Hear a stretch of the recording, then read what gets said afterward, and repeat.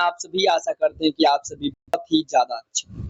देखिए, आशा कार्यकर्ताओं के मानदेय बढ़ोतरी को लेकर यहाँ पर एक बात की है और यहाँ पर आज बहुत ही बड़ी क्या आशा कार्यकर्ताओं के संबंध में आज बात वाले आशा कार्यकर्ताओं को आज हम यहाँ पर आपको आराम से बताने का प्रयास करेंगे, विस्तार से चर्चा करेंगे जिससे आपको जानकारी अच्छी मिल सके। चलिए इस खबर को समझूंगा कि क्या है और देखिए यहाँ पे मैंने अलग-अलग तरीके की तस्वीरें लगा रखी हैं जिससे आपको समझने में आसानी होगी। देखिए निराश आशा की जो मतलब उनकी कहना है कि देखिए काम का पारिश्रमिक सिर्फ 75 रुपए क्या न्याय संगत है, केवल 75 रुपए दिए जाते हैं कुछ ऐसे।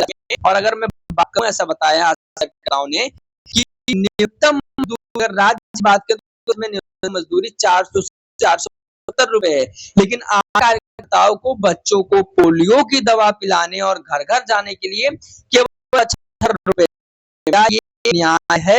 बिल्कुल नहीं है, क्योंकि आशा कार्यकर्ता है उनको क्या मिलता है, केवल मात्र 75 रुपए दिया जाता है। जो न्यूनतम मजदूरी राज्य की मजदूरी है वो भी 400 से 500 रुपए के करीब में मजदूरी दिया जाता है, लेकिन आशा कार्यकर्ता एक सर्वोच्च पद होने के बाद भी उनको आशा बहनों को इस तरह से मानदेय दिया जा रहा है। अगर आप बात करें यहाँ पर जिक्र किया गया है, यहाँ पर तो मैं दिखाने का प्रयास आपको करूंगा और आपको बताऊंगा कि जो आशा बहनों के काम में शामिल क्या है, गर्मी में घर घर जाना। इस वक्त गर्मी आप देख सकते हैं, लेकिन इस भी आशा कार्यकर्ता अपने काम को सुचारू रूप से निभाती हैं। लोगों को समझाना, लोगों को समझाती हैं, टीकाकरण करवाती हैं, यहाँ तक वो हर उस चीज को संभालती हैं जो सरकार शायद ना कर पाए। सरकार क्या कहते हैं कि स्वास्थ्य मिशन की एक रीढ़ है आशा कार्यकर्ता। बच्चों को दवा पिलाना, पानी, खाना, यात्रा का खर्च मिलाकर 75 रुपए। ये भाई 75 रुपए दिन में क्या होते हैं? कुछ नहीं होते हैं।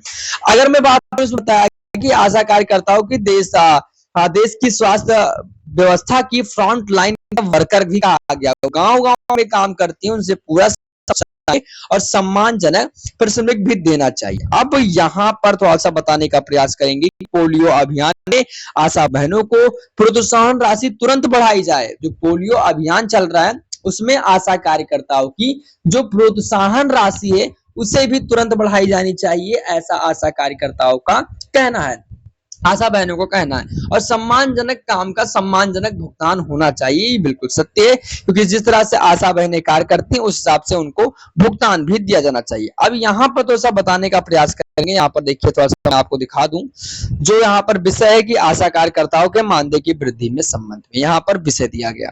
थोड़ा सा यहाँ पर मैं इसे कलर चेंज करूंगा। यहाँ पर देखिए भारत सरकार साफ साफ लिखा हुआ है भैया, भारत सरकार स्वास्थ्य एवं परिवार कल्याण मंत्रालय द्वारा भारत के समस्त राज्य केंद्र शासित प्रदेशों को सूचित किया जाता है कि आशा कार्यकर्ताओं को दिए जाने वाली मानदेय में वृद्धि का विचार करते हुए निम्नानुसार निर्णय लिया गया।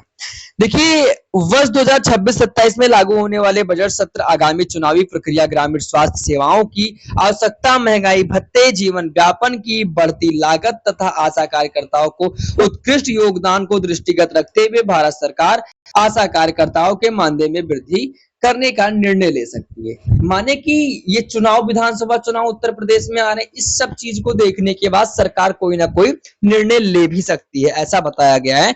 और देखिए जो प्रस्तावित मानदेय वृद्धि का विवरण अगर मैं देखूं तो अगर बात करें मासिक मानदेय तो 1000 रुपए, प्रस्तावित मानदेय जुलाई 2026 से संभावित हो सकता है कि यहाँ पर कोई बढ़ावा दिया जाए, 1500 से 2000 रुपए हो सकती है। और अगर ऐसा वृद्धि होती है तो ये आपका 500 से 1000 रुपए तक की बढ़ोतरी की भी जा सकती है।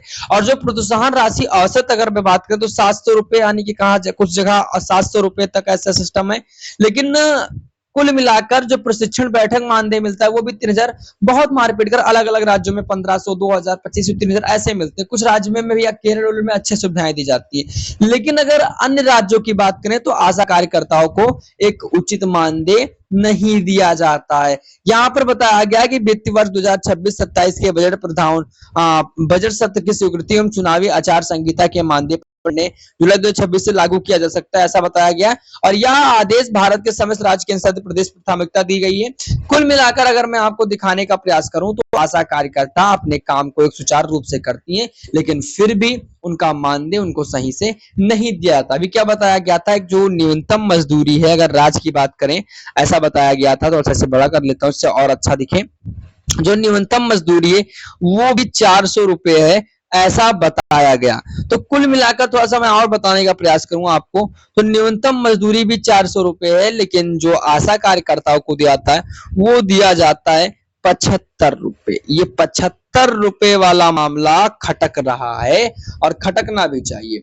जो आशा बहन है, आशा कार्यकर्ता, ये आशा कार्यकर्ताओं का कहना है कि जब हम काम इस तरह से करते हैं, कोई भी काम आप आशा कार्यकर्ता काम करती हैं, तो उस हिसाब से उनका जो पोलियो का प्रोत्साहन राशि है उसमें भी बढ़ोतरी करनी चाहिए। उनका जो प्रोत्साहन राशि है, मानदेय लें या फिर कुछ भी ले लें, तो उसमें भी बढ़ोतरी कर देनी चाहिए। और कुल मिलाकर अगर बात करें चुनाव की, तो चुनाव के माहौल को भी देखा जाए तो अभी सरकार ने कोई ऐसे जवाब नहीं दिए हैं, लेकिन आने वाले समय 2027 के विधानसभा चुनाव उत्तर प्रदेश में जो होने वाला है, यूपी में जो होने वाला है, उसको लेकर आशा करता, जो आशा बहन है, आशा कार्यकर्ताओं के मानदेय को लेकर कोई ना कोई बजट पेश किया जा सकता है। तो अब देखना यह है कि सरकार जो है क्या करेगी, सरकार क्या कोई एक उचित फैसला लेगी या फिर नहीं लेगी। क्योंकि अगर बात करें अलग अलग राज्यों में, तो अलग अलग, केरल राज्य में अगर मैं बात कर लूं केरल की, तो केरल में एक अच्छी सुविधाएं दी जाती हैं। और रविंद्र वायकर ने आज के कुछ दिन पहले लोकसभा में आवाज भी उठाया था, लोकसभा में आवाज को भी उठाया गया था आशा बहनों को लेकर, लेकिन फिर भी वहां पर कुछ नहीं हो पाया था।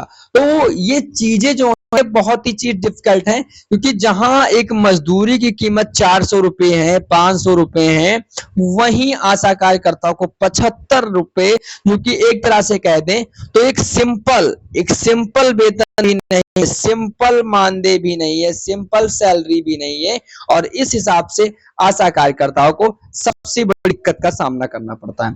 तो ये सब चीजों को देखना है। आज के कुछ दिन पहले लोकसभा में भी सवाल उठाए जा चुके, लोकसभा में भी सवाल उठे हैं इसको लेकर, संसद में भी सवाल उठे हैं, सरकार ने भी इस पे कई से जवाब इस पे दिया है।